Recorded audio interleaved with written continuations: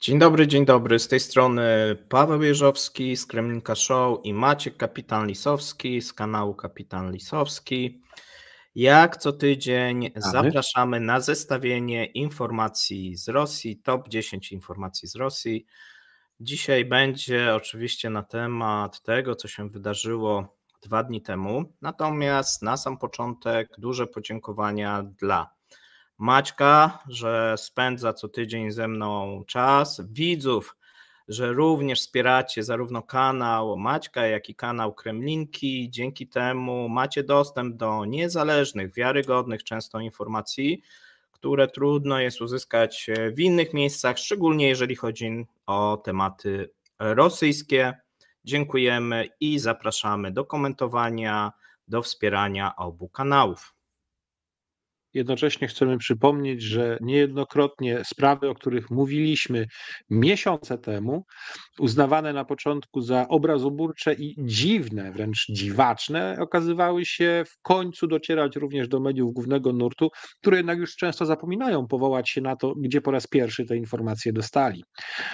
Ale wy dostajecie je naprawdę jak najszybciej i to po weryfikacji przez czy to właśnie Pawła, Mateusza, przeze mnie i innych naszych kolegów, bo staramy się, żeby dostarczać wam to, co jest prawdziwe, a jeżeli coś jest tylko przypuszczeniem, to też mówimy, że jest to przypuszczenie. Jednak naprawdę wiele z nich się jak dotąd sprawdziło.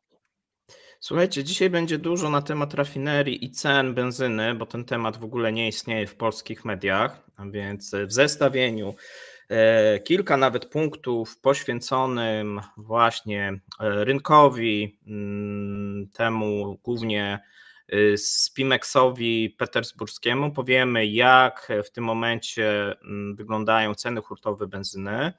Powiemy, co rząd robi lub próbuje robić. No i oczywiście będzie też o 2 nowych atakach na rafinerię, których miało nie być, a my mówiliśmy, że będą. No i okazało się, że akurat tutaj mieliśmy rację. A zaczynamy, słuchajcie, od takiego dziwnego miejsca w europejskich mediach. Jest dużo na ten temat informacji, w polskich jakoś mniej. W rosyjskich oczywiście to się przebija, ponieważ Sąd Najwyższy Holandii odrzucił apelację Rosji, która domagała się zdjęcia blokady na szereg znaków towarowych, w tym marek wódki Stolicznaja, Moskowskaja w krajach Beneluxu. Tak? Tutaj mówimy o Holandii głównie i Belgii. Mowa jest o 18 znakach towarowych, do których prawa starają się uzyskać byli właściciele Jukozu. Właściciele Jukozu coraz bliżej są do egzekucji komorniczej. Tutaj w styczniu 2020 roku, przypomnijmy, holenderski sąd ostatecznie zabezpieczył prawa do marek należących jeszcze do Federalnego Przedsiębiorstwa Państwowego Sojus Plodo Import. W portfolio marek tej firmy znajdują się takie właśnie marki jak wspomniane wódki, ale również szampan Sowieckoje. No więc tutaj być może te marki, jeżeli chodzi o rynek europejski, już nie będą własnością Rosjan, bo co się z nimi stanie? No wszystko wskazuje, że zostaną wystawione na aukcję i zostaną sprzedane przez właścicieli Jukozu, bo tutaj po tym jak mamy to ogłoszenie wyroku sądu w Hadze, no już chyba nie ma możliwości wyżej się odwołać, a więc będą już następne kroki prawne i egzekucje prawdopodobnie komornicze. Zobaczymy, jak to będzie przebiegać.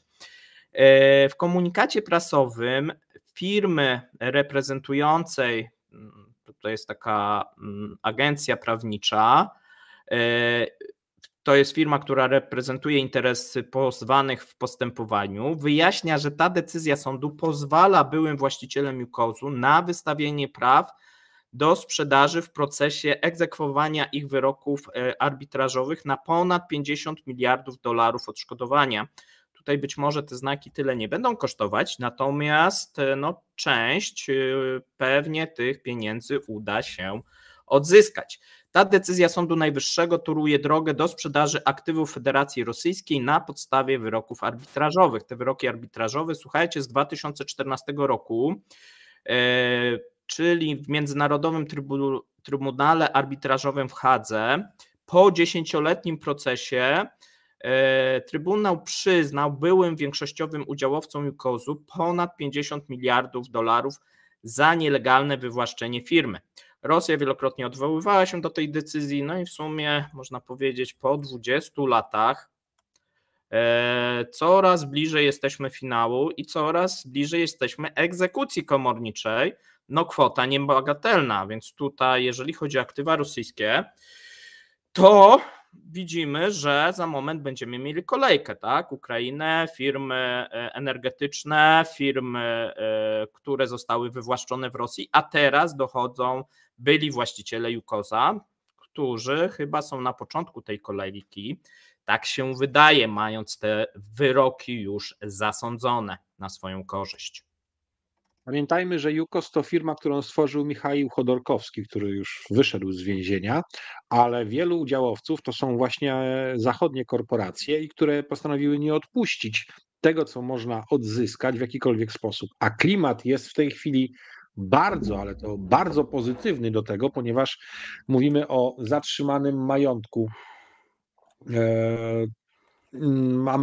rosyjskim na zachodzie, więc teoretycznie jest z czego egzekwować.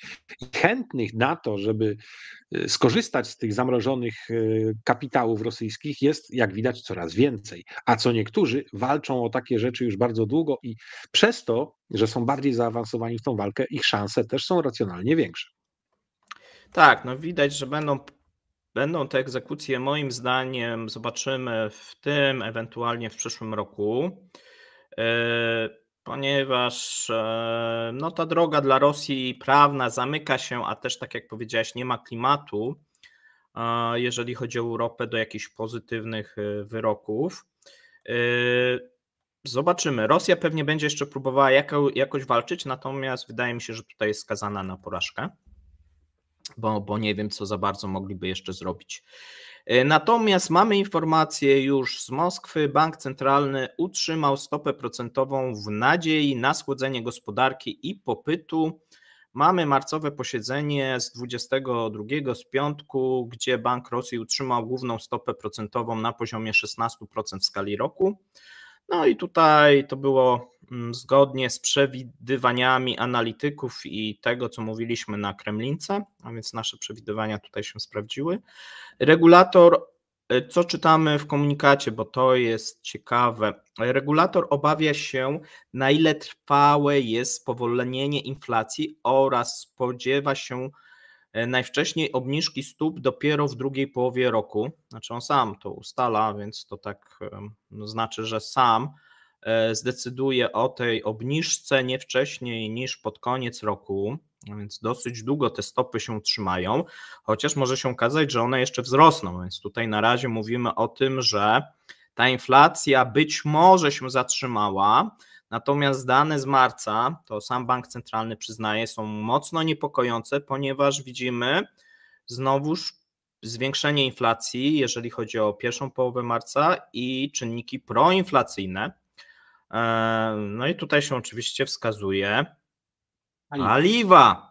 paliwa, benzynę, tak, nie zostało to powiedziane wprost, natomiast my o tym będziemy mówić, wzrosty dwucyfrowe, jeżeli chodzi o olej napędowy, benzynę i może się okazać, że to nie koniec tych wzrostów i podwyżek. Natomiast czytamy tutaj właśnie w komunikacie tym oficjalnym, że presja inflacyjna stopniowo słabnie, ale pozostaje wysoka, a gospodarka nie tylko utrzymuje nadwyżkę popytu nad podażą, ale także ponownie wzrasta sztywność rynku pracy.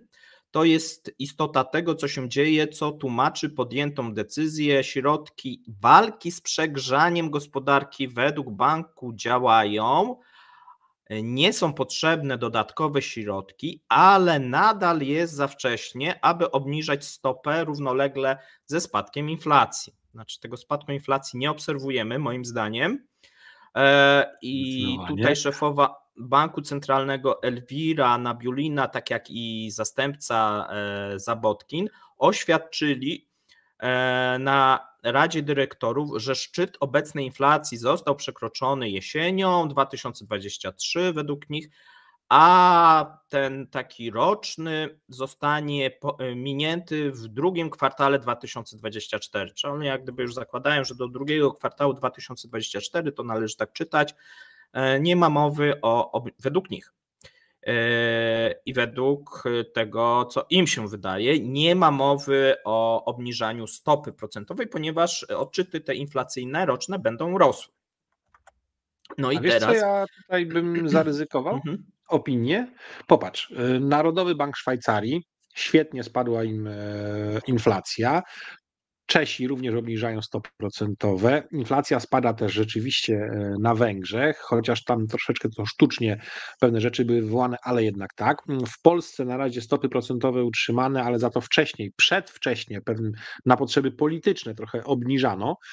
Jest więc, jak to się mówi, w tej sesji prac różnego rodzaju regulatorów rynku otworzyli temat Szwajcarzy, obniżając oprocentowanie, i oni tak jakby chcą się dopisać do trendu, pokazując, u nas jest tak samo dobrze, jak w innych krajach na Zachodzie. Z tym, że ja tego nie dostrzegam. Ty też teraz dałeś listę tych problemów, które raczej nie potwierdzają, ale tak jakby Nabiulina chciała dołączyć do tego peletonu, załapać się na tą opinię, na jakiś czas może im to pomóc, ale to nie odzwierciedla stanu rzeczy, jaki mamy w ich gospodarce, zwłaszcza związanej z presją inflacyjną od wzrostu cen paliw i zmniejszeniem dostępności tych paliw dla osób fizycznych. Tak, tutaj bank mówi, że obecny cykl różni się od poprzednich cyklów zacieśniania polityki pieniężnej tym, że silnemu wzrostowi oszczędności towarzyszy nadal silna konsumpcja pomimo zaostrzenia warunków kredytowych. I tutaj pani Elwira jest zaskoczona, mówi, że to niecodzienna sytuacja. My jesteśmy niezaskoczeni, ponieważ wielokrotnie mówiliśmy, że Elwira zbiera rozrzucone pieniądze przez rząd i taka sytuacja była do przewidzenia, no, patrząc na wydatki rządowe. No, trudno tutaj, patrząc nawet na te dodatki socjału dla weteranów, które pobudzają konsumpcję, często w tych biednych regionach, i w tych rodzinach, gdzie ktoś jest na specjalnej operacji z rodziny lub zginął w tej specjalnej operacji. I widzimy tutaj silny te powiązanie. Wzrost oszczędności? Silny wzrost oszczędności, skoro raczej mamy do czynienia z pauperyzacją społeczeństwa i obawą o to, że pieniądze na rachunkach bankowych mogą zostać wymienione na jakieś tam obligacje, więc oszczędności w przestrzeni bankowej za dużo nie ma, jeżeli już to w skarpetach i materacach zwykłych Rosjan, ale nie, obserwujemy, ona ma rację, jeżeli chodzi o styczeń, luty, obserwujemy wzrost, jeżeli chodzi o lokaty i to lokaty rublowe. Bo tutaj jest taka sytuacja, że część oczywiście kupuje i takie są też, mówiliśmy często, rady, jeżeli chodzi o dywersyfikację tych oszczędności, natomiast dopływ na lokaty obserwujemy jeżeli chodzi o przedsiębiorstwa, obserwujemy jeżeli chodzi o osoby fizyczne. Natomiast to, co widać, no to jest cały czas zmniejszanie tych depozytów walutowych, tak? Bo tam akurat nie obserwujemy żadnego wzrostu i to, co powiedziałeś, wzrost oszczędności w skarpetach, ale to są często nie rublowe, tylko walutowe, czyli to tak wygląda, że ktoś... A jeszcze jedna rzecz. Kupuje te waluty. Ale zaostrzenie warunków kredytowych versus totalnie abstrakcyjnie wielkie kampanie, żeby wpompować kredyty w ludność.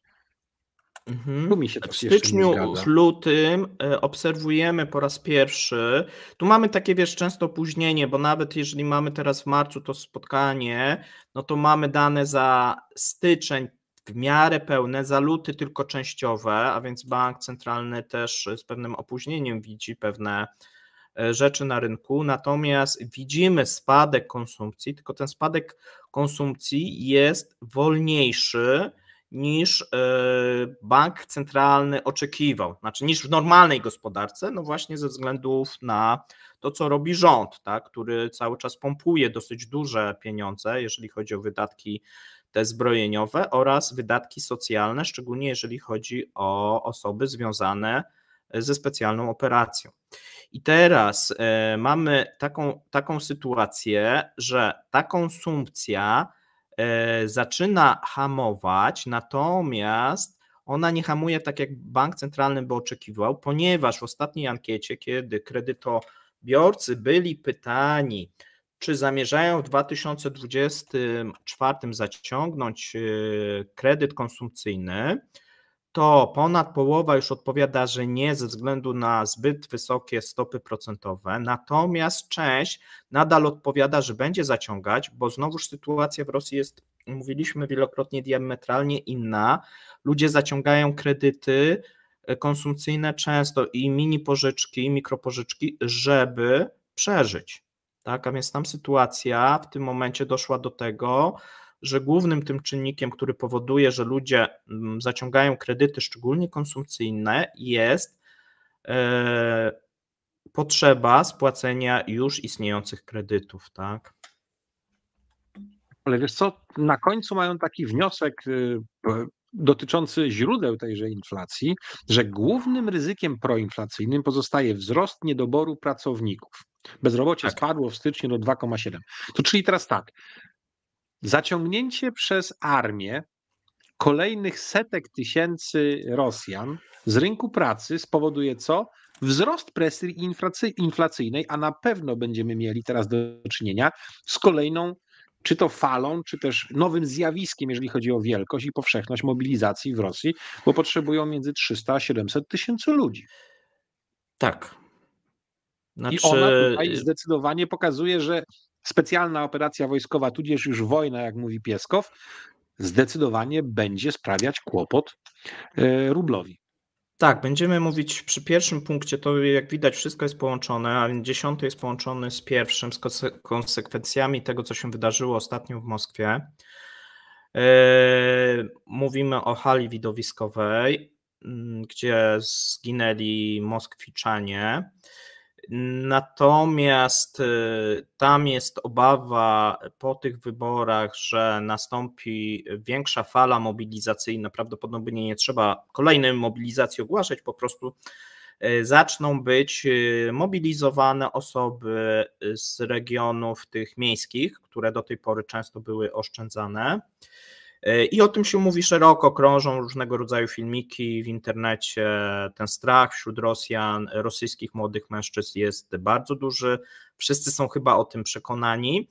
No i władza jak gdyby też podsyca, mówiąc o tym, że będzie kolejny zaciąg i kolejna armia tworzona, więc wydaje się, że samych ochotników może być mało. Natomiast jest jeszcze jeden element, jeżeli chodzi o niedobór pracowników, to będzie niedobór pracowników, którzy są migrantami.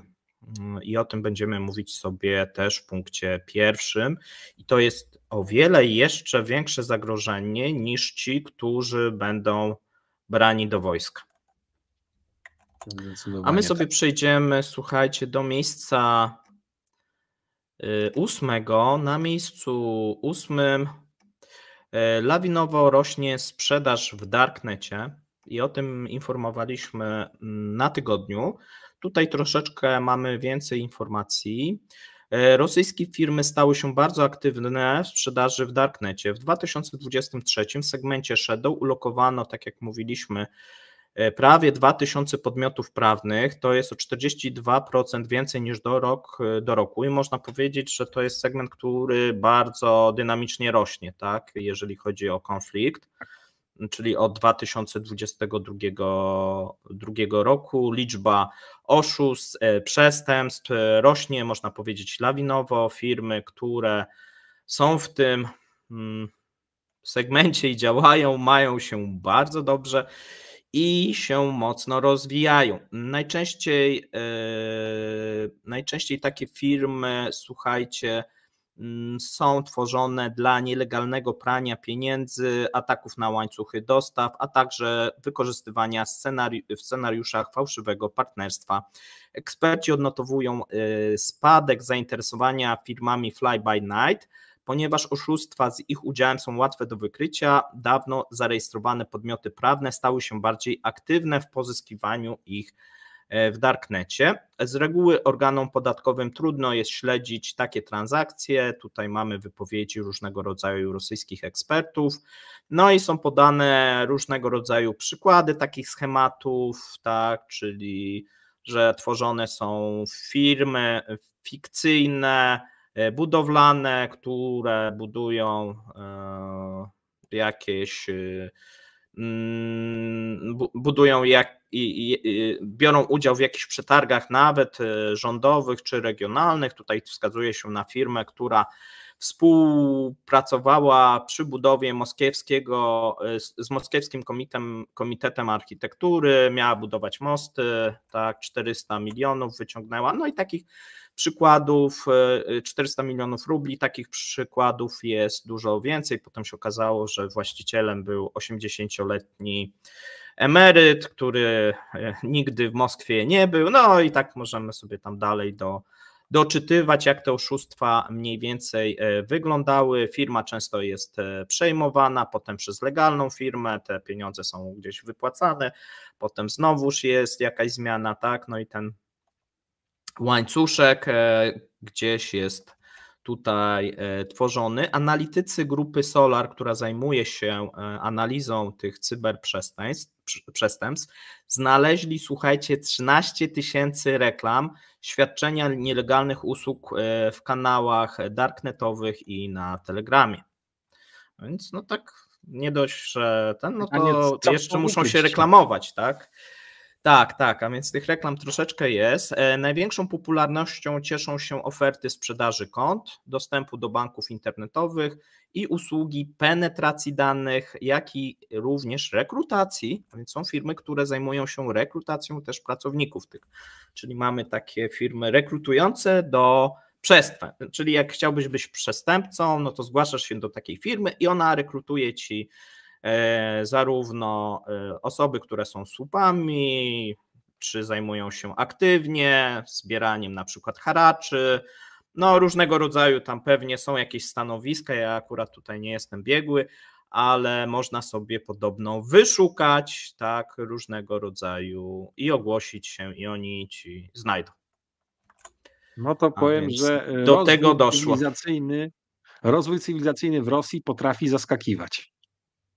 Tak, do tego doszło, że mamy firmy HR-owe, które się specjalizują tak w pozyskiwaniu przestępców. Miejsce, słuchajcie, 7. No i to pewnie o to ciebie zapytam, czyli kolejna rosyjska rakieta przeleciała przez polskie terytorium. Tutaj mamy informację z dnia dzisiejszego, że w nocy bodajże o godzinie 4:23 przeleciał pocisk, który chyba w końcu wylądował, z tego co rozumiem, na terytorium Ukrainy. Rosyjskie media kpią, tytułując: pocisk dostarczył polskiemu wojsku 39 sekund strachu. To jest, powiedzmy to tak, mogą się śmiać, ale kompletnie nie ma to żadnej racji bytu, ale oni to robią zawodowo, żeby ośmieszać w tym momencie. O co chodzi? Pamiętajmy, wielokrotnie już było mówione, nie da się pokryć całego kraju siecią posterunków radiolokacyjnych, które będą na wszystkich pułapach monitorować, co się dzieje. To jest raz. 2. Zestrzelenie takiego pocisku wymaga tego, żeby odpowiednio blisko były odpowiednie środki przeciwlotnicze. My jesteśmy w trakcie modernizacji, rozbudowy naszego systemu OPL. 2. Jeżeli widać, że kurs rzeczonego pocisku nie zagraża w tym momencie niczemu, co jest żywotne, a następnie widać, że dochodzi do przede wszystkim zmiany kursu tak, że on zawraca. Te 39 sekund to był przelot nad fragmentem tuż przy samej granicy, ale już co do zasady naszego państwa. Nie było to groźne, więc nie było sensu uruchamiać wszystkich, jakby to powiedzieć, możliwych efektorów, łącznie z lotnictwem i systemami przeciwlotniczymi, jeżeli takowe tam się znajdowały. I ostatnia rzecz.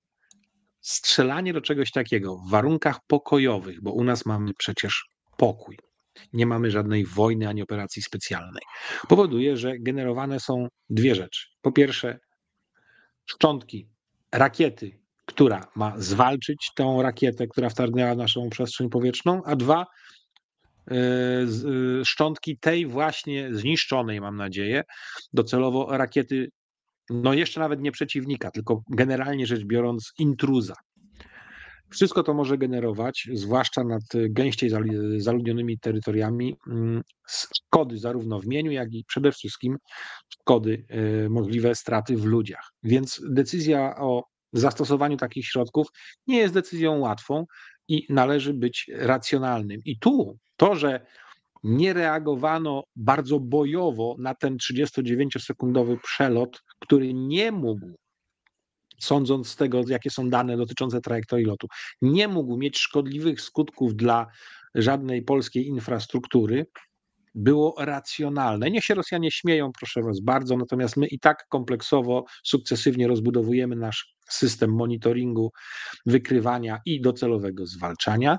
Wiedzieliśmy, co się dzieje, Polska wiedziała, samoloty były poderwane, monitorowały sytuację, ale nie było potrzeby doprowadzania do ostateczności w postaci użycia naszych środków zwalczania tego typu celu, bo wiedzieliśmy, że to nam nie zagraża.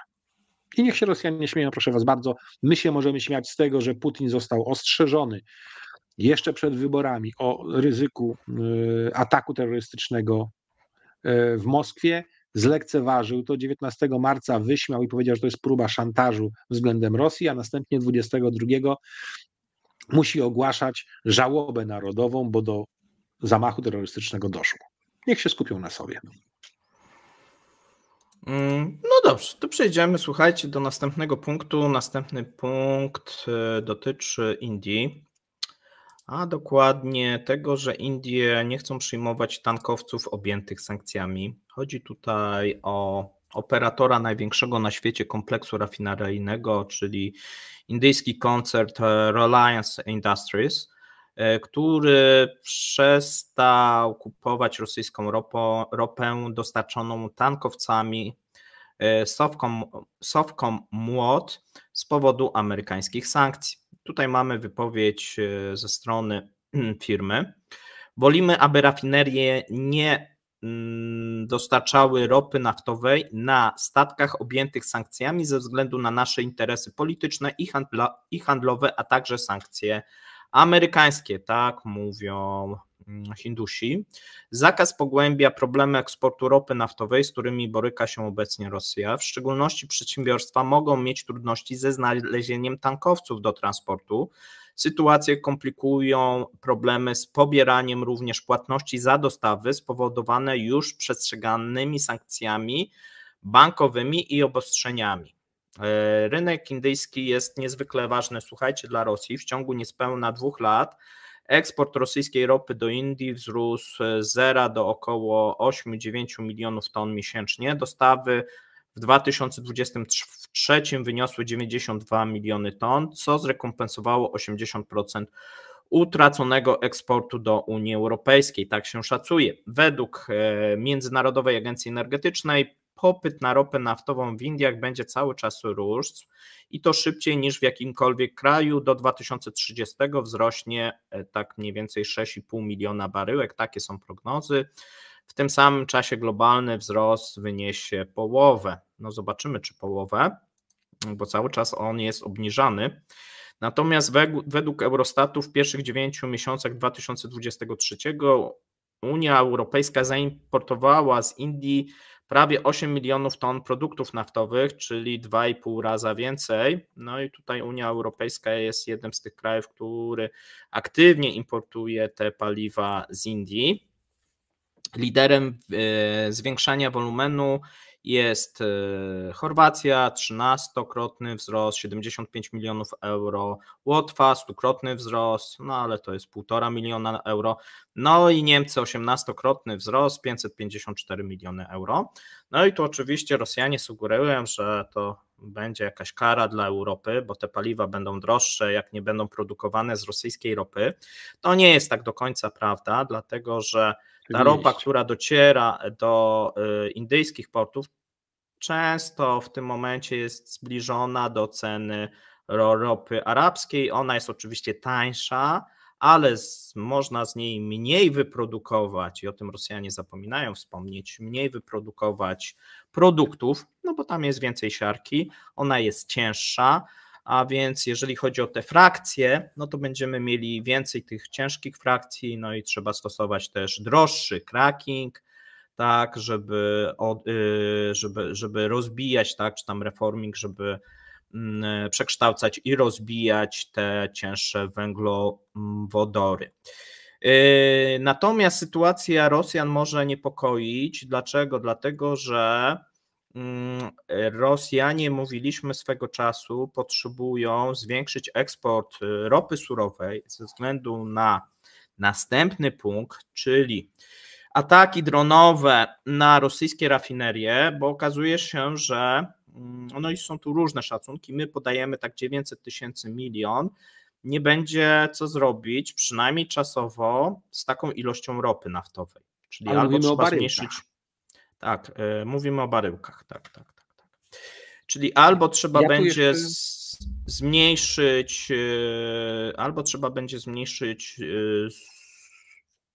produkcję, no a to zmniejszenie produkcji no w niektórych wypadkach może się wiązać z tym, że już na zawsze, albo trzeba tą ropę eksportować. No i tutaj zaczyna być problem, bo gdzie? No i teraz chciałbym do tego nawiązać, bo my tu już mówiliśmy chyba od 3 tygodni, że takie coś w tym momencie będzie, bo nie mogąc przerabiać na paliwa, będą musieli rekompensować sobie sprzedając ropę surową, czyli zwiększą presję ilościową na rynkach światowych, co musi wywołać raczej korektę kursu ropy surowej, tej jaką oni sprzedają, no bo każdy będzie chciał skorzystać, każdy kupujący potencjalny, no bo to jest okazja po prostu i się z tego korzysta. Oczywiście krytyków tego wszystkiego jest mnóstwo i cały czas dostaję mnóstwo komentarzy, że na pewno zapłacimy więcej my na naszych stacjach benzynowych. Tymczasem to, że mnóstwo paliw już przetworzonych z Indii trafia na rynek europejski, o czym tutaj powiedziałeś, było dla tych ludzi kompletnym zaskoczeniem i tu się najczęściej rozmowa urywała. No ale bez Rosji to się nie da żyć. No i da się bez tej Rosji żyć, bo ta ropa od nich trafiająca w inne miejsca, da się to przerobić. O wiele chętniej produkty z niej trafiają na rynek europejski, a diesel indyjski jest od co najmniej 6-8 miesięcy naprawdę mocno obecny na rynkach europejskich i nikomu to nie przeszkadza, bo kupowali to załóżmy w price capie, więc jest to racjonalne też ekonomicznie dla wszystkich. A u mnie nie było to mocniej komentowane, ale w międzyczasie również Zjednoczone Emiraty Arabskie, co najmniej jeden istotny bank postanowił odmówić obsługi transakcji rosyjskich na ropie w swoim banku i z wykorzystaniem waluty tamtejszej, więc tu się sytuacja Rosjanom jeszcze bardziej komplikuje. Tak, tutaj już o tym tak wielokrotnie mówiliśmy. Te zapowiedzi, że w czerwcu oni chcą produkować 8,9, czyli dosyć duży spadek, coraz bardziej też są realne, czyli będziemy moim zdaniem obserwować, wiesz co, dwa elementy. Z jednej strony, że będą musieli coraz więcej tej ropy wysyłać, ale z drugiej strony będą prawdopodobnie rafinerie obniżać produkcję, szczególnie tych najmniej dochodowych odwiertów, bo trochę oni byli przyciskani sytuacją i przez rząd, natomiast teraz rząd ma problem z paliwami i no nie może wszystkich srok za ogon złapać, czyli będzie musiał pozwolić, żeby firmy naftowe mogły poprawić przynajmniej częściowo swoją marżowość i zamknąć część odwiertów. A więc będziemy mieli sytuację, że część będzie zamykanych, i w zamian pewnie, bo mamy rozmowy, które się toczą przez cały tydzień pomiędzy firmami a rządem na temat właśnie strategii. To są takie, można powiedzieć, kryzysowe obrady. One się odbywają tak co 2 dni. No i zobaczymy, jak to tak, jak to będzie przebiegać, no bo tutaj rząd chce zapewnić ciągłość dostaw, a ciągłość dostaw jest w tym momencie bardzo poważnie zagrożona, ponieważ są niewystarczające zapasy, jeżeli chodzi o paliwa. To ja teraz zrobię Natomiast małe takie porównanie, wiesz? mhm, Sytuacja jest poważna. Rosjanie spotykają się z zespołem roboczym sterującym tym wszystkim co 2 dni. co 2 W dni. sytuacji, Tak, kiedy to tak. mieliśmy wojnę za miedzą, to minister obrony narodowej poprzedni co 2 tygodnie pozwalał się zbriefować w temacie codziennych informacji, co zostało ujawnione między innymi przez raport Najwyższej Izby Kontroli i ostatni audyt pokazujący, jak bardzo bieżąca sytuacja docierała do świadomości byłego ministra obrony narodowej, bo co 2 tygodnie zaledwie pozwalał na to, żeby do niego te informacje docierały w sposób usystematyzowany i opracowany przez właściwych specjalistów zamiast od mediów. A tu Rosjanie pokazują, jak się pracuje. To jest spora różnica. No, nie szalałbym, bo zaraz właśnie Ale się o tym spotykają, powiemy. jest monitoring zagadnienia. No, nie szalałbym A zdolności to z druga taką rzecz. opinią. Okej. Miejsce 5, kolejne ataki na rosyjskie rafinerie. Mamy materiał filmowy i zdjęcia, jeżeli chodzi o rafinerię w Kujbyszewie, w obwodzie samarskim, która płonie po ataku dronów z nocy z 22 na 23. Ona była już atakowana przez Ukraińców, znaczy nieznane obiekty 16 marca, ale Rosjanie wtedy powiedzieli, że nie było znacznych strat i rafineria działała bez zakłóceń. Rafineria mniej więcej znaczy ta zdolność produkcyjna to jest tak 6,5, w niektórych źródłach podaje się, że maksymalnie 7 milionów ton rocznie, czyli to jest tak mniej więcej na te baryłki, jakbyśmy przeliczali 120-125 tysięcy baryłek dziennie, jeżeli chodzi o przerób ropy naftowej. Tym razem jednak w odróżnieniu od 16 marca, 23 marca pożar dotknął pierwotną rafinację ropy, no i kolumny rektyfikacyjne, widzieliśmy zarówno próżniowa, jak i atmosferyczna uległa uszkodzeniu, znaczy obie płonęły, tak? Czyli Prawdopodobnie skutecznie znowuż atak był. nastąpiła redukcja Tak, tutaj zdolności wydaje się, że ta rafineria chyba w ogóle przestanie cokolwiek produkować, bo to była główna linia produkcyjna. Ona, tak jak powiedziałem, produkuje, to nie jest jakaś wielka rafineria w stylu Riazania, tak, czy Omska.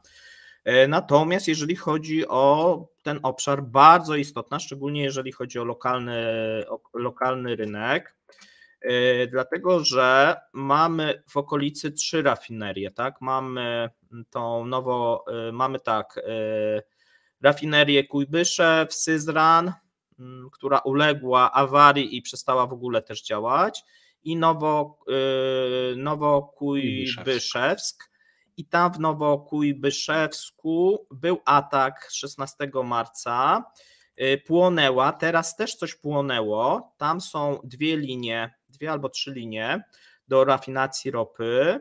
Wiemy, że wcześniej została uszkodzona, natomiast teraz Rosjanie twierdzą, gubernator Dmitrij Azarowatak mówi, że atak dronów na Nowokujbyszewsk został odparty bez uszkodzenia wyposażenia technologicznego. Ja widziałem materiał, tam był pożar, a więc nie wiem, tylko nie widać było, co płonęło, tak, bo właśnie te media społecznościowe, według których ten film właśnie był, pokazywały, że na terenie zakładu coś płonęło, a trudno stwierdzić jak gdyby, czy to właśnie CDU, czy coś innego. Pracownicy naftowi i koleje rosyjskie zostali już poinstruowani, aby zapewnić nieprzerwany eksport paliwa i załadunek rafinerii podczas sezonowego wzrostu popytu na rynku krajowym. No i sytuacja robi się bardzo nieciekawa, o czym już wielokrotnie mówiliśmy. A to mówimy chyba globalnie o wszystkich rafineriach, tak? Tak, tak. No i tutaj mamy teraz sytuację taką, że przejdziemy sobie do miejsca 4. czyli rekordowe ceny benzyny i oleju napędowego. No i wygląda to w ten sposób, że jeżeli chodzi o benzynę 92, to cena na Spimexie to jest 54 tysiące rubli za tonę, 95 już prawie 67 tysięcy za tonę, cena letniego oleju 66 tysięcy rubli za tonę, było tak naprawdę w czwartek więcej, no ale tu mieliśmy taką minimalną korektę. Według wyników z 2 tygodni cena benzyny 92 wzrosła o 15%, 95 o 14%, oleju napędowego o 10%. I tutaj zaczynamy się zbliżać do tych cen z tego kryzysu jesiennego, można powiedzieć, pomimo tego, że mamy, przypomnijmy, zakaz eksportu benzyny, wtedy to było przed zakazem, tak, i wtedy było to zamieszanie z tym tłumikiem paliwowym. Teraz zakaz mamy eksportu benzyny, to jest niewystarczające. Mamy obniżony eksport diesla, jak widzimy, to nie jest wystarczające. No i mamy sytuację taką, że szef Ministerstwa Energii Szulginow poinformował, że ministerstwo prowadzi rozmowy z koncernami naftowymi w sprawie zwiększenia produkcji paliw w rafineriach, które nie zostały zaatakowane oraz, i to jest bardzo ciekawe, no ale w sumie może nie mają wyboru, wstrzymania planowanych napraw remontowych, czyli te wszystkie rafinerie, które miały mieć przestoje takie nawet miesięczne i które planowały modernizację, wymianę, no takie konserwacje tych swoich linii, no muszą to odłożyć na czas nieokreślony, co może w dłuższym okresie doprowadzić do po prostu awarii, bo jeżeli do coś jest skokowej eksploatowane, degradacji tych instalacji po prostu. tak, no trudno tu oczywiście jak gdyby przewidzieć, tak, bo nie wiemy dokładnie, co miało być, tak, natomiast te największe rafinerie Omsk, Perm mają produkować w zwiększonym rygorze i takie jak gdyby są rozmowy z rafineriami i z producentami ropy naftowej. W piątek, czyli mieliśmy 20, w piątek było kolejne spotkanie, wicepremier Aleksander Nowak odbył kolejne spotkanie i tam też był Szulginow z rafineriami. Poruszono takie kwestie jak zwiększenie sprzedaży paliw na giełdzie, harmonogram remontów rafinerii oraz działania mające na celu utrzymanie stabilności dostaw produktów naftowych na rynek krajowy. Niestety w sobotę doszło właśnie do kolejnego ataku i szykuje się na początek tygodnia kolejne spotkanie kryzysowe. Sytuacja w tym momencie jest zła. Rafinacja ropy i produkcja paliw jest uzależniona dosłownie od kilku jeszcze działających rafinerii, a zapasy paliw starczą na tygodnie, być może mniej, bo my się opieramy na tych oficjalnych danych, a one niekoniecznie muszą być prawdziwe, a wraz z wiosną zostaną szybko wyczerpane, szczególnie, że mamy zaatakowane te południowe rafinerie, które zaopatrywały rolnictwo, jeżeli chodzi o diesla. Ja przypomnę, że instalacje, które pracują długotrwale pod pełnym obciążeniem, następuje ich większa degradacja i prawdopodobieństwo zaistnienia zdarzeń nadzwyczajnych czy niebezpiecznych, niezwiązanych kompletnie z wpadającymi tam dronami, skokowo ulega wzrostowi. I jeżeli oni będą w ten sposób działać, no to po prostu z czystego rachunku prawdopodobieństwa może wzrosnąć liczba kłopotów, a pamiętajmy, nie mają dostępu do serwisu i części zachodnich, żeby sobie z tym poradzić. Co może niepokoić również to, że atak nastąpił na okręg ten samarski, który posiada system obrony przeciwlotniczej, a rafinerie są wyposażone w systemy antydronowe. Okazuje się, że to też zrobiliśmy materiał. W większości rafinerii te systemy antydronowe, które miały zakłócać pracę tych dronów, nie zadziałały ze względu na to, że drony są w tym momencie naprowadzone autonomicznie, tak? Czyli rozpoznają tak rafinerie i pomimo zakłócania fotograficzny, tak. Tak, pomimo zakłócania sygnału GPS, to nic nie daje. Więc niepokojąca sytuacja, dlatego że może tam, tak jak powiedziałem, jest kilka tych rafinerii, kilka też jest do poprawki, no bo na przykład Riazań pracuje w tym momencie tylko na 30, zwiększyli to, co było na 30, na 36, a więc też wiesz, tak próbują wycisnąć wszystko, co mogą z tych rafinerii, żeby zmniejszyć ten skutki, tak? Czyli jak my tam szacowaliśmy ponad 20 parę procent tego ubytku, no to oni próbują, żeby to przynajmniej połowę tej utraconej mocy, żeby uzyskać na pozostałych, tak? Tylko tu trzeba liczyć, że to się nie rozkłada tak równomiernie, bo trzeba uzyskać zwiększone moce na tych europejskich. No bo te azjatyckie, ich jest mało i one są oddalone, no i kolejny problem transportu to są duże odległości kolejowego, cysternami i tak dalej. I w związku z tym wszystkim pozostaje ta dziwna sytuacja z artykułem Financial Times powołującym się na rzekomych informatorów z amerykańskiego rządu, że administracja Bidena zażądała zaprzestania ataków na rafinerie przez Ukraińców, bo to może wpłynąć na ceny paliw na świecie, a to by było bardzo niefajne przy kampanii wyborczej w Stanach, bo ceny paliw są jednym z najważniejszych czynników mających wpływ na nastroje konsumentów w USA. Nikt się nie chciał pod tym podpisać, na nikogo się nie można było porządnie powołać, po prostu taki coś poszło i jak to się mówi, jak zaczęli dziennikarze wnikać, idąc śladem pieniędzy, czyli follow the money, no to albo spekulanci się w to zaangażowali, a nie miał z tym nic wspólnego prawdopodobnie rząd amerykański, administracja Bidena, albo może nawet jakieś pieniądze z rubli przeliczone na dolary wpadły tam, gdzie trzeba, żeby taki materiał się pokazał, bo próba wywarcia presji na Ukrainę, chociażby w taki sposób, aby zaprzestała takich działań, warta była tego, żeby tego spróbować przez Rosję. Tak, bo tutaj już są artykuły, widziałem i niektórzy eksperci mówią, że Ukraińcy nie poddali się presji amerykańskiej. Moim zdaniem tej presji po prostu nie było, był tylko jakiś odosobniony artykuł, bo nie mieliśmy wypowiedzi ze strony oficjeli. To słyszałem, że tak, no to ja też tak możemy wiele, tak? Słyszałem, że mam źródła z rządu i tak dalej, nie? Tam tylko była jedna rzecz niepokojąca. Co nie znaczy, że to nie mogła być prawda, tak? Znaczy artykuł był o tyle bez sensu, bo on był źle napisany, bo mylono produkcję paliw z produkcją ropy, tak. No wiele było takich błędów, natomiast pamiętajmy, że mogło być na zasadzie, że ktoś coś usłyszał, źle to zrozumiał albo nie do końca zrozumiał i jakieś naciski mogły być, bo pamiętajmy, że akurat Amerykanie nie przepadają za tym, jak Ukraińcy atakują cele w Rosji, tak? I tutaj są często bardzo ostrożni.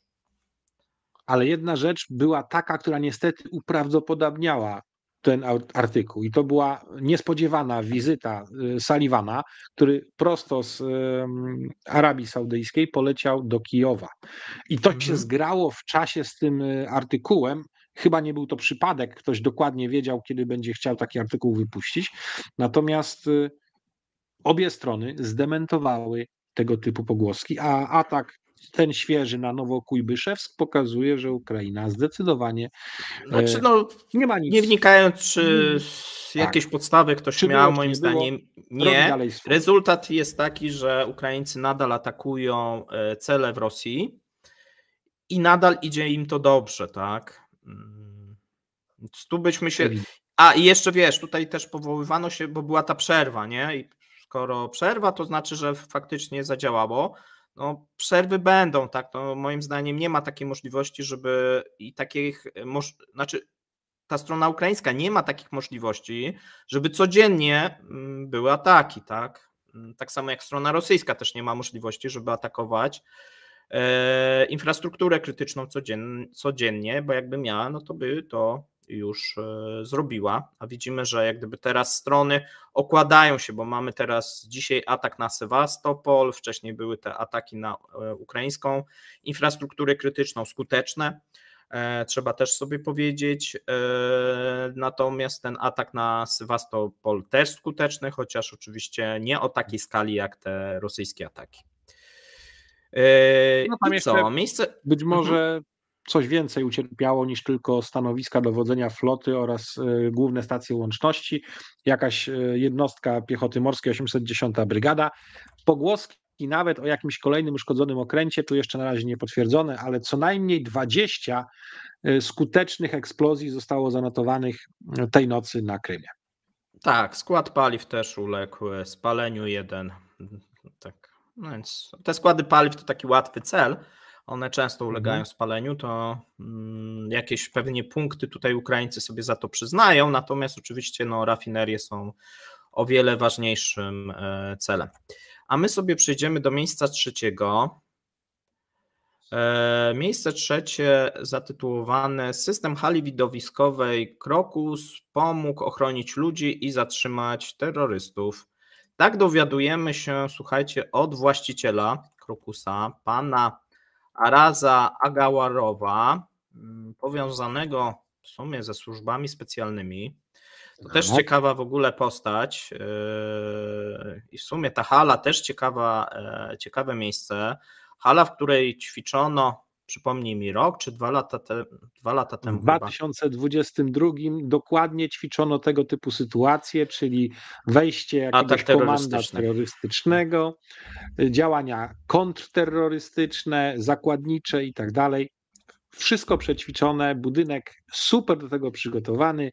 8 do 10 minut jazdy samochodem, siedziba OMON, gdzie w stałym dyżurze jest jednostka antyterrorystyczna, 2 kilometry od tego posterunek milicji. Wszystko znane, wszystko przećwiczone i właśnie tam się to wydarzyło. Budynek ochraniany przez firmę ochroniarską należącą do Rosgwardii. Tak, pod latarnią często najciemniej, no i chyba te ćwiczenia wtedy, te 2 lata temu poszły tak dobrze, że stwierdzili, że nie ma sensu bardziej ochraniać, bo wszystko jest super. No i teraz właściciel mówi, że jest lepiej niż super. Samochód, którym rzekomo uciekli terroryści, został znaleziony dzięki temu, że można było znaleźć informacje na temat tablicy rejestracyjnych i tutaj za swoją zasługę uznaje, że ta serwerownia, gdzie się mieściły te dyski z monitoringu, się nie spaliła, tak? Co moim zdaniem wynika z czystego przypadku, bo w sumie wiesz, nikt jak gdyby nie zamierzał tego spalić, to i tak być może również atakujący liczyli się, że zostaną złapani wcześniej. Tu swoją drogą sobie też opowiemy o tej ucieczce, bo ona też jest poniekąd dziwna. Niemniej twierdzi, że pokierowaliśmy Ministerstwem do Spraw Sytuacji Nadzwyczajnej, a oni zapobiegli pożarowi tego pomieszczenia, uratowali informacje. Na podstawie tych informacji byliśmy w stanie ustalić drogi ucieczki, numer samochodu, który był ścigany. No chodzi o to, że tam był parking i tak jak na parkingu u nas też jest monitoring, szczytuje tablicę, kto wjeżdża, kto wyjeżdża.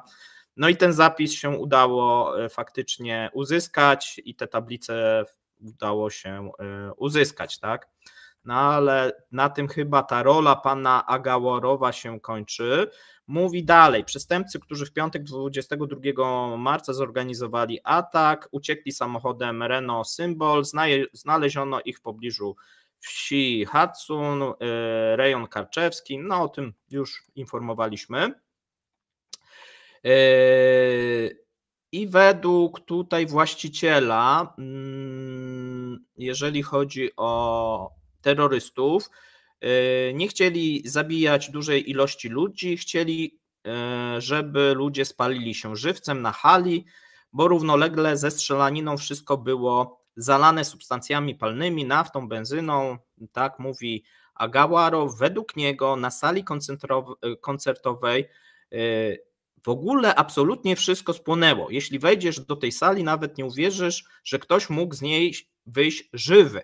Ale dzięki temu, że wszystkie instalacje przeciwpożarowe, instalacje tryskaczowe, prace gaśnicze były w dobrym stanie, utrzymywali halę w takim stanie przez kilka godzin, że nie doszło do zawalenia, aby ludzie mogli mieć możliwość wyjścia. No to by wynikało, że chyba wszyscy się uratowali. My chyba ja coś innego oglądałem, tak? Ale no właśnie. Tak, tak, tak.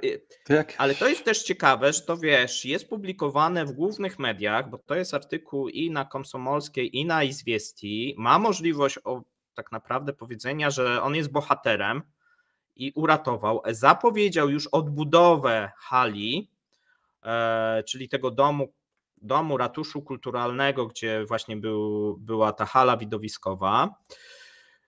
Sklepy i inne rzeczy, tam też się znajdowały jakieś tam też instytucje. No i no tutaj on uważa, że właśnie dzięki no jego pracy udało się uratować sporo ludzi, ponieważ no tam, tak jak mówi, było 6 000 osób, tak. No i tak naprawdę to jest chyba jego zasługa. Mówi tu absolutnie wszystko działało, mówiąc o systemie bezpieczeństwa przeciwpożarowego, tak, tuleje, systemy ostrzegawcze i tak dalej, i tak dalej. Tutaj jest ciekawy też wątek tych ochroniarzy, bo on do tego też się ustosunkowuje, no bo tutaj bardzo dużo oskarżeń w tych rosyjskich mediach odnośnie czemu ci ochroniarze, wyłączone systemy do wykrywania metali, no wszystko wyłączone, wpuszczano tych ludzi hurtowo na ten koncept. No można to oczywiście zrozumieć, żeby przyspieszyć pewne rzeczy, no i ułatwić sobie pracę, natomiast no jeszcze jakiś czas temu trochę inaczej wyglądała praca tego Centrum Kultury. Natomiast on mówi tak: podczas ataku zginął jeden z ochroniarzy hali. W każdym miejscu, jeśli ludzie w kamuflażu wysiądą z samochodu z 4 kałasznikowami i zaczną strzelać do wszystkich, znaleziono kilka magazynków, myślę 600 nabojów, to trzeba mieć świadomość, że żadna służba ochrony nie, znaczy tak trochę rwie, jak mówi, nie da rady. Ta operacja wojskowa została przeprowadzona przez sabotażystów. Cóż, co może zrobić Służba Bezpieczeństwa? Z kolei były wiceprezes Krokus, to właśnie nie wiem, czy to jest jego syn czy brat, tak, raczej Emin ktoś Agawarow, tak, pochwalił pracę pracowników zakładu.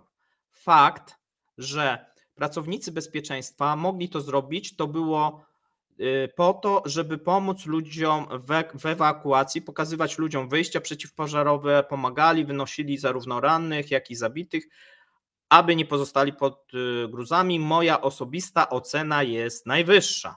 Nikt nie opuszczał terenu, dołączyli strażnicy z sąsiednich budynków, ręce mieli zakrwawione, starali się robić wszystko, co mogli, ale nie dało się oprzeć karabinom szturmowym kałasznikow, mając tylko pałki i paralizatory.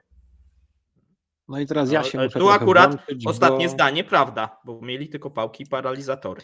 Zgadza się, tylko pałki i paralizatory i wyłączone bramki bezpieczeństwa oraz nie kontrolowali przy wejściu na koncert zawartości toreb. Ponadto ci sprawcy nie byli ubrani w umundurowanie jakieś specjalne, maskujące kamuflaże i tak dalej. Nie, byli ubrani normalnie. Dopiero później zakładali te kamizelki szare, w których mieli magazynki. To były takie improwizowane kamizelki typu zbliżone do chest riga docelowo, takie coś. 3. Nie wszyscy mieli broń palną, bo niektórzy, co jest widać na zapisie filmu z kamery GoPro jednego ze sprawców, niestety używali noży i pokazywali ci, którzy nie mieli broni palnej, tym, którzy ją mieli, kto gdzie jeszcze jest, żeby mogli niestety strzelać do nich w sposób bestialski. Dalej. Jest tylko jeden zapis pokazujący działanie tych sprawców przy wyjściu. Wyjść jest więcej, bo takie są przepisy bezpieczeństwa budowlane.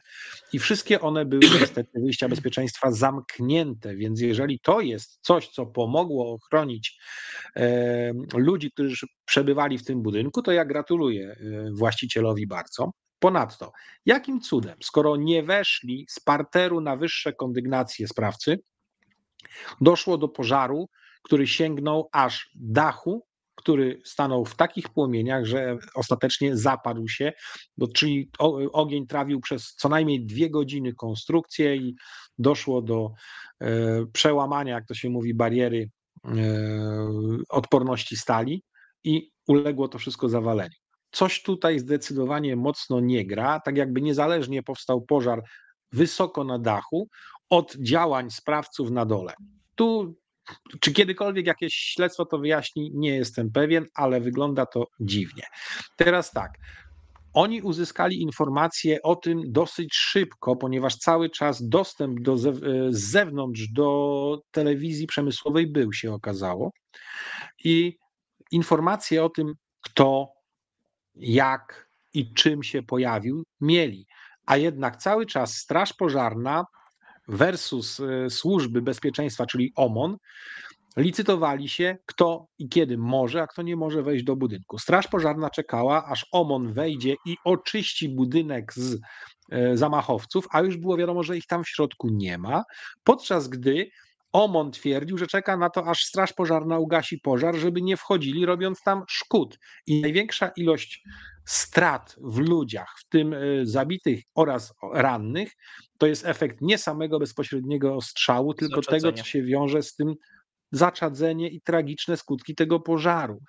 Więc to, co mówią właściciele, kompletnie odstaje od obrazu, który mieliśmy możliwość zobaczyć z różnych punktów widzenia, z kamer zewnętrznych, telewizji i tym podobnych, z zapisu telefonów komórkowych osób, które są uczestnikami i poszkodowanymi. Z tej kamery GoPro kompletnie to tutaj nie zgrywa. Nawet ten samochód, ten bus na starych tablicach rejestracyjnych ukraińskich podobno, no, rzekomo zaminowany, też to kompletnie nie gra. Sprawdzanie terenu dookoła nie było we właściwy sposób przeprowadzone i tu jest bardzo dużo czynników, łącznie z brakiem typowej nerwowości w takich sytuacjach, wskazujących na to, że nie pracowano na pełnych obrotach, tak jakby wiedziano, że to jest pod kontrolą. A sama ucieczka tych ludzi i wycofanie się z tego, to jeszcze będziemy chyba o tym mówić, no ale... To zaraz będziemy mówić. Natomiast wiesz, wydawałoby się, że właściciele powinni zostać aresztowani. To trochę przypomina ten ozon, tak? No ale w ozonie, powiedzmy, coś się jakiś tam towar spalił, a więc ta odpowiedzialność za pewne niedopatrzenia i niedbalstwo, no jakieś, no takie dosyć duża w tym przypadku, no bo tak jak i od tych systemów, które nie działały poprawnie, zamkniętych wejść, pracy ochrony, która była niewłaściwa, uzbrojenia, przestrzegania procedur, no wszystko tam było. No i tu możemy oczywiście doszukiwać się jakichś teorii spiskowych, natomiast jeżeli odrzucimy teorie spiskowe, no to właściciele i firma, która tutaj ochraniała, no powinny zostać im postawione zarzuty karne, tak? No tutaj jednak jest. No ale firma ochroniarska jest z Rosgwardii. Właściciele mają postawione zarzuty i obłożeni są sankcjami w USA za próbę wpływania na wynik wyborów prezydenckich w roku 2016.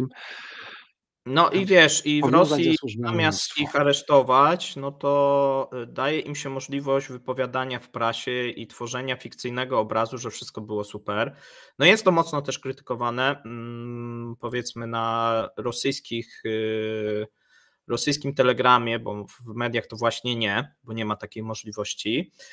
Natomiast no, pokazuje to, że dosyć dziwną też optykę, może się to zmienić, tak? Czyli wiesz, oni też w którymś momencie mogą zostać jednak rzuceni na pożarcie opinii publicznej, tej rosyjskiej, no bo tutaj moim zdaniem skala zaniedbań no jest olbrzymia, tak, po ich stronie.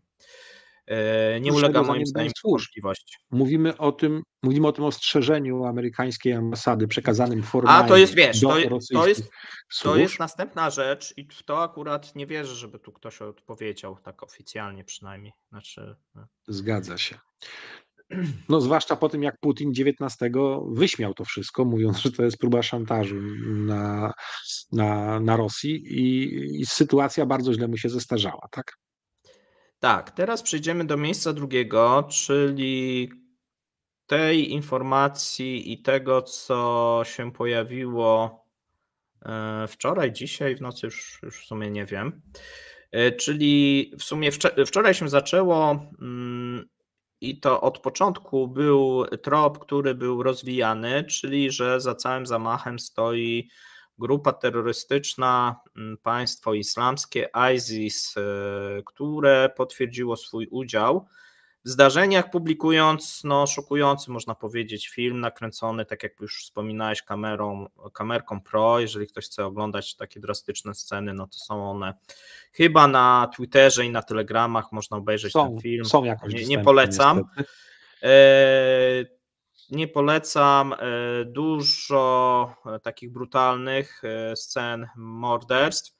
No i tutaj mamy agencję informacyjną AMAK, która powiązana z zakazanym w Rosji państwem islamskim opublikowała to wideo.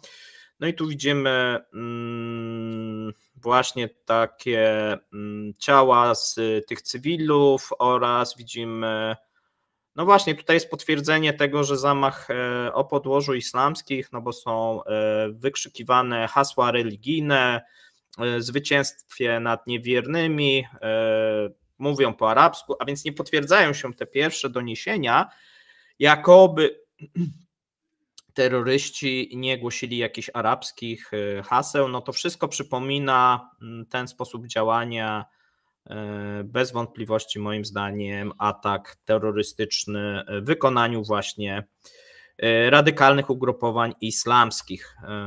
Tu możemy oczywiście pewne jakieś różnice znaleźć. Tak, proszę Ciebie. Tu się pojawiły dodatkowe rzeczy. W zapisach z telefonów komórkowych świadków, uczestników zdarzenia tego nie było widać ani słychać. I myśmy o to pytali, jakim cudem tego typu działania robią islamiści bez właśnie obowiązkowych haseł, które zazwyczaj, zawsze padają w takich sytuacjach.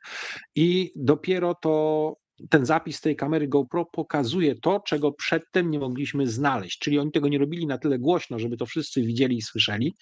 Natomiast to było jak gdyby przy okazji tego, co robili, tych czynności nieludzkich wręcz, pod wieloma względami.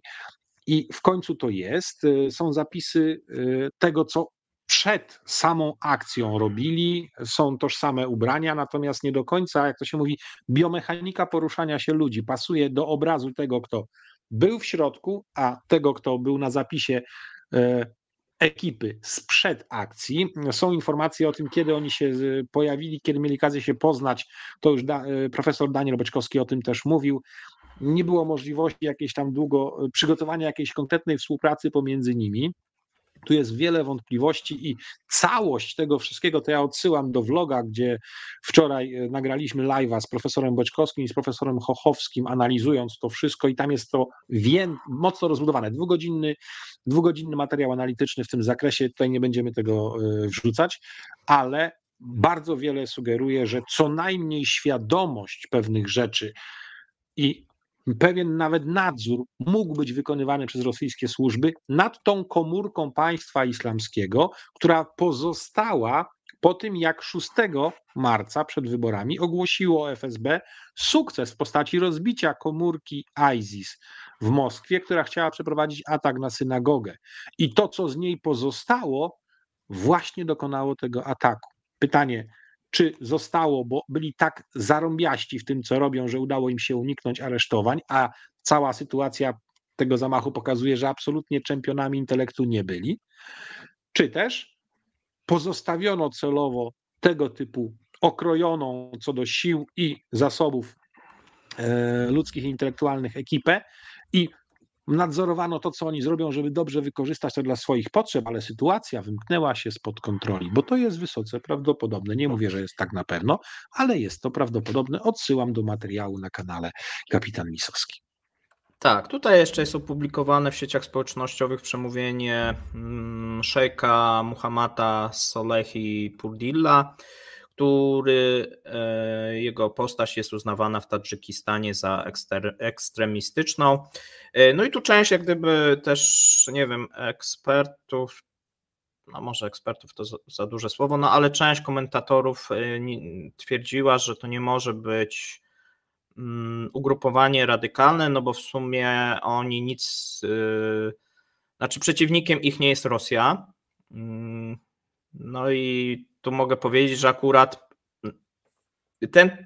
ten jak gdyby ta teza jest bezsensowna, bo akurat jeżeli chodzi o ugrupowania radykalne islamskie, to one są jak najbardziej prześladowane w Rosji, są różnego rodzaju aresztowania. Pamiętajmy, że akurat jeżeli chodzi o Rosję, to wielokrotnie mówiliśmy, napięcia pomiędzy ludnością muzułmańską a tak nazwijmy ich etnicznie Rosjanami są coraz większe i tam różnego rodzaju zatargów no jest bardzo dużo. Tutaj moim zdaniem, nie wiem dlaczego utarło się, że to tylko ten świat zachodni jest przeciwnikiem takich ugrupowań. Rosja moim zdaniem jak najbardziej jest też, tak? I tutaj. Ale umie ich wykorzystywać. I teraz znowuż raczej to wielokrotnie mówiłem, że tutaj widzimy w Rosji od jakiegoś czasu wzrost radykalnych postaw, jeżeli chodzi o te ruchy, szczególnie, że one coraz lepiej są zaopatrzone w fundusze dzięki rozwojowi tego, co trochę mówiliśmy, czyli różnego rodzaju przestępstwom, tak? Czyli mamy handel nielegalny alkoholem, narkotykami, wymuszenia, haracze, napady, dostęp do broni. To bardzo mocno się rozwija, jeżeli chodzi o tą część przestępczą. No i tutaj są oczywiście nie tylko te ugrupowania radykalne, bo po prostu to w Rosji się rozwija, natomiast no, te ugrupowania dzięki temu mają zwiększone finansowanie, a mając zwiększone finansowanie, łatwiej jest im pozyskiwać, mając po prostu pieniądze do swoich celów, wyznawców. No i trzeba się liczyć, że ten atak, my patrzymy, jakie będą skutki. Teraz możemy przejść do punktu pierwszego, czyli konsekwencje. Natomiast na pewno ugrupowania radykalne w Rosji przez ten atak będą miały coraz więcej wyznawców. No i to z ich punktu widzenia olbrzymi sukces. Olbrzymi sukces. Dlaczego? Dwie strony będą miały więcej wyznawców. I radykałowie islamscy, i radykalni przeciwnicy islamskiego radykalizmu. Co się obecnie dzieje w Rosji, słuchajcie, no mamy olbrzymią nagonkę. Oprócz tego, że propaganda powiedziała, że tropy tych powiązań, bo tu takie mamy też wypowiedzi, może zacytujmy, ten reżim kremlowski, który nadal utrzymuje wersję, że za wydarzenia odpowiedzialny jest Kijów i tam prowadzą wszystkie szlaki. Według oficjalnej propagandy dla terrorystów przygotowywane było okno, to z przemówienia Putina, ja tego nie zrozumiałem, ale on tak powiedział, okno, bramka do przekroczenia granicy z Ukrainą po drugiej stronie. Więc nie wiem, jak on sobie to wyobrażał, że oni jechali na tą Ukrainę i tam takie szlabany podnosiły się i tam ci rosyjscy żołnierze musieli puszczać ich, a i po stronie ukraińskiej też musieli puszczać i wiedzieli, że jak będzie biały Renault jechał, to mają przepuścić. No, generalnie dziwne tak jakieś. to musiało być. Natomiast co dalej propaganda mówi? Mówi, że właśnie terroryści utrzymują wieloletnie i stałe kontakty z ukraińskimi służbami specjalnymi i z dużym prawdopodobieństwem bezpośredni klienci zamachu osiedlili się w Kijowie. No jak do tej pory to jedyny reżim, który utrzymuje kontakty, no to jest ten reżim moskiewski, no więc to chyba. Tak, ale ja tutaj jednak coś jest na rzeczy, ponieważ profesor Boczkowski o tym wspominał, że w pewnym momencie szlak wycofywania pewnych ludzi z różnych miejsc wiódł niestety przez Ukrainę w przeszłości i dlatego Rosjanie dowiązują do tego pewne sprawy. I odsyłam tutaj znowu do tego live'a, którego zapis jest dostępny z obydwoma profesorami, więc tu pewne stare elementy dolepiają do tej teorii, żeby ją uprawdopodobnić, aczkolwiek absolutnie to Rosja utrzymuje w chwili obecnej większe kontakty, ponieważ ja o tym też mówiłem od wielu miesięcy. No oficjalnie utrzymuje, tak to. Nie tylko, ale w Syrii rekrutowali żołnierzy do swoich sił zbrojnych do operacji na Ukrainie. Ponadto częściowo szkolili właśnie islamistów, nawet w obwodzie królewieckim, skąd byli oni potem przerzucani poprzez legalizację dokumentów przez Niemcy dalej do Europy Zachodniej, żeby ją infiltrować i przygotowywać różnego rodzaju zdarzenia, które będą potrzebne dla dla Rosji, jeżeli taka zajdzie potrzeba, i oni islamistów jako takich szkolili, ekipowali i finansowali na przestrzeni ostatnich nie mniej niż 2 lat. Brali ich prosto z Syrii, brali ich z państwa islamskiego. I tu raczej można przypiąć łatki tego typu przede wszystkim Rosji, a nie Ukrainie. Ale Znaczy odsyłam do reżimowi, tego bo materiału. Rosji to Tak, reżimowi kremlowskiemu, tak. Słuchajcie, te 2 dni po tych wydarzeniach, jakie mamy teraz konsekwencje, jeżeli chodzi o Rosję? Tak, Ministerstwo Zdrowia obwodu moskiewskiego zaktualizowało listę ofiar. Na ten moment 154 osoby, to cały czas się zwiększa. W szpitalach pozostaje 107 osób, 44 są objęte opieką ambulatoryjną. I teraz tak, to co chyba będzie nas czekać, to co już się zaczęło. Liczne aresztowania wśród migrantów w dużych rosyjskich miastach. Przeszukiwane są akademiki i hostele oraz miejsca, gdzie gromadzą się migranci. No i można powiedzieć, jest nagonka ze strony władz na migrantów, jak i ze strony społeczeństwa. Tu co prawda są jakieś takie pojedyncze oznaki, jakieś takie symbole, tak, że to jak gdyby nie stoi za tym religia, tak, natomiast no, widać, że mamy wypowiedzi ze strony nawet posłów Dumy. Na przykład deputowany Dumy Michał Szeremet zaproponował ograniczenie wjazdu migrantów do Rosji na czas specjalnej operacji wojskowej.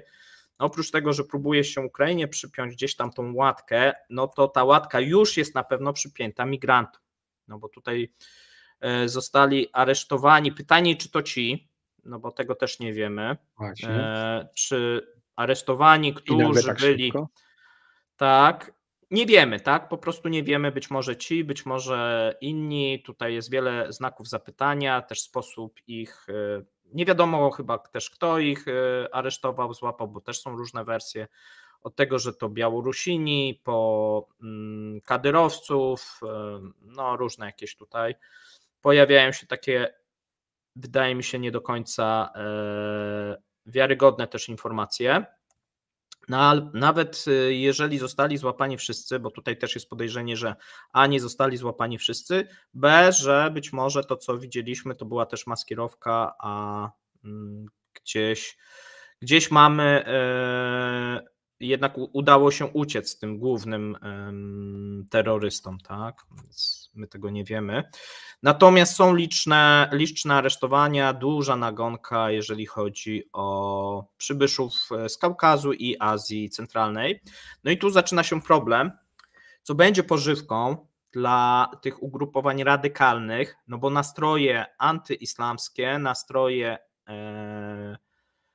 w stosunku do przybyszy z Azji Centralnej już były takie, można powiedzieć, negatywne. Mieliśmy bojówki, które atakowały mniejszości etniczne, a pamiętajmy, że w takich obszarach jak Moskwa i obwód moskiewski przebywa ich bardzo dużo.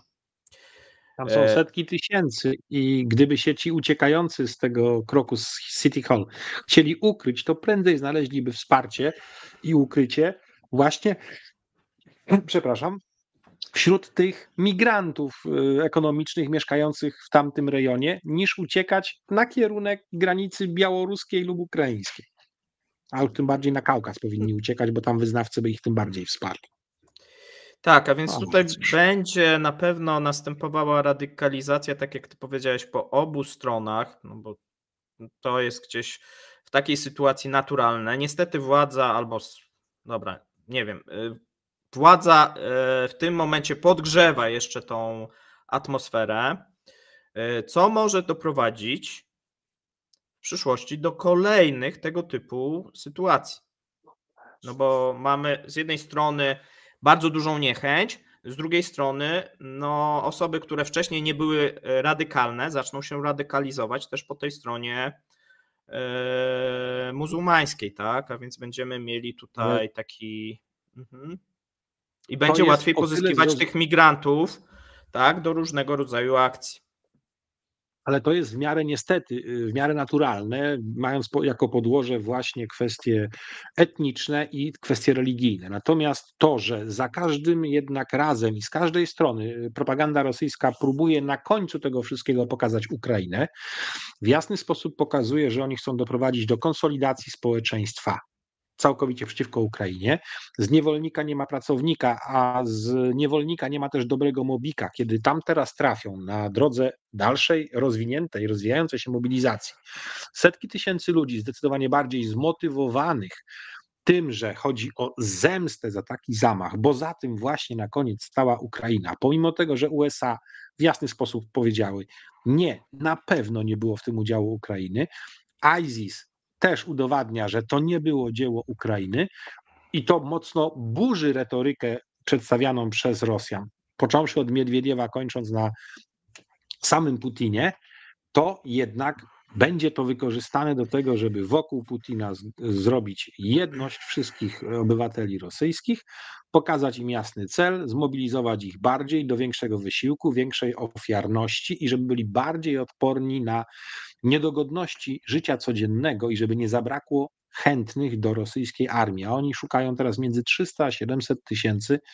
nowego rekruta, nowych mobików, żeby móc stworzyć te jednostki, o których powiedzieli. To w sensie samym składu osobowego, bo sprzęt to jest kompletnie inna bajka i z tym na pewno łatwo nie będzie, o ile to będzie w ogóle możliwe, ale chcą mieć te siły. Ponadto nie zapomnijmy, co zrobił zaraz po wyborach prezydenckich Putin?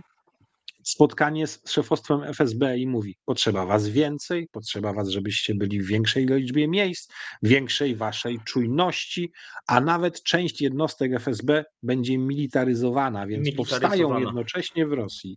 W Rosji powstaje tak, jest armia, że tak powiem, armia czerwona, nazwijmy ją, standardowe wojska operacyjne i tak dalej. Jest Rosgwardia, czyli wojska wewnętrzne podlegające bezpośrednio prezydentowi. Potem były formacje graniczne FSB i tak dalej, ale one nie miały ciężkiego wyposażenia. Natomiast teraz w ramach tej militaryzacji FSB będzie to trzecia siła de facto zbrojna i są kadyrowcy, którzy niby są w Rosgwardii, ale są jednak osobno. 4 formacje zbrojne i każda z nich będzie chciała mieć coś do powiedzenia w przypadku schedy po Putinie, gdy go zabraknie, albo każdy, kto będzie chciał objąć schedę po Putinie, będzie się musiał dogadywać z tymi formacjami, a być może one nawet będą ze sobą bardzo bezpośrednio w tych sprawach konkurować. Masz te organizacje prywatne. Prywatne firmy wojskowe, tak, które powstają, ale część jest związana z Rosgwardią, część z koncernami i oligarchami, tak. Więc to jest różnie. Tak, a więc ta układanka się komplikuje.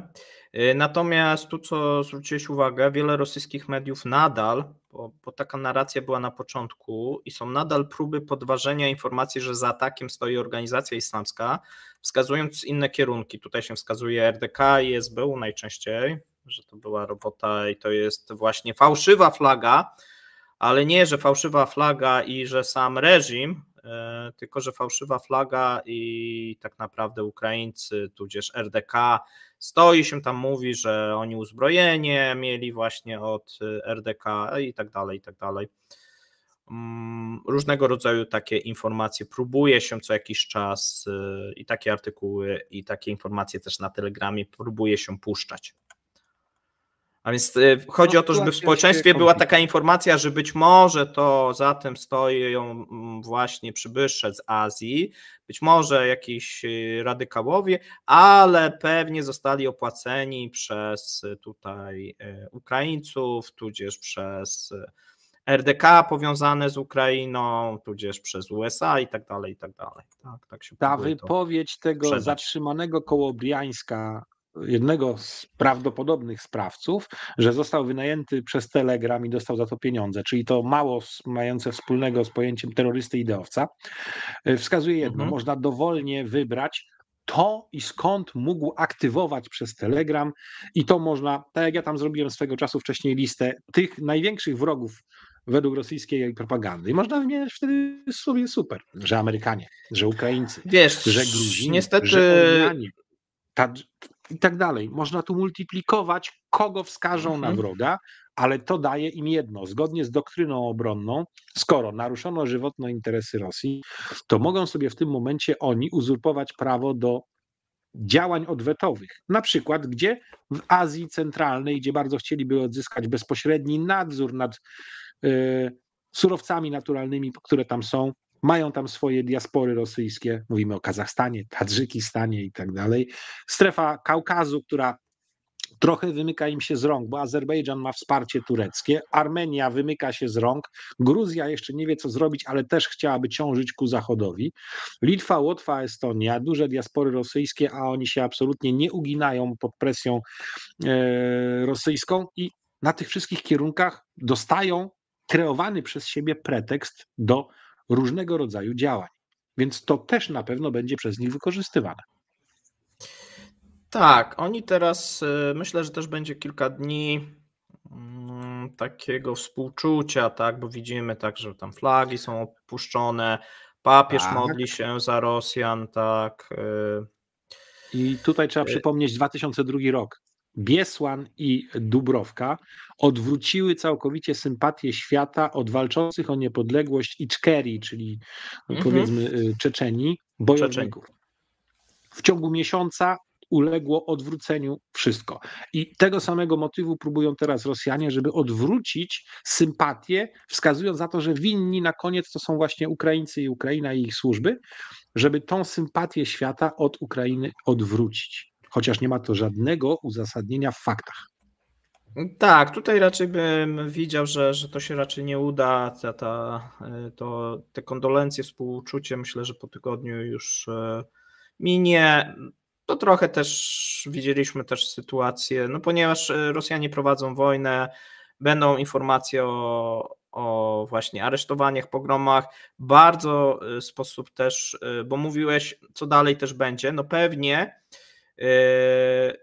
zostaną złapani być może następni terroryści, przyznadzą, tutaj możesz kierunek sobie dowolny, patrząc w jaki sposób są torturowani, jaka jest brutalizacja tych służb, no to ci więźniowie przyznadzą się, znaczy każda wersja tam dowolna może być, tak? Oni powiedzą wszystko, co im każą, patrząc jak są traktowani, więc tutaj, tak jak powiedziałeś, możemy się spodziewać, że w którymś momencie ten wątek ukraiński zostanie podczas przesłuchania, znaczy, że się przyznadzą, w sądzie powiedzą to, co FSB im napisze, że mają powiedzieć.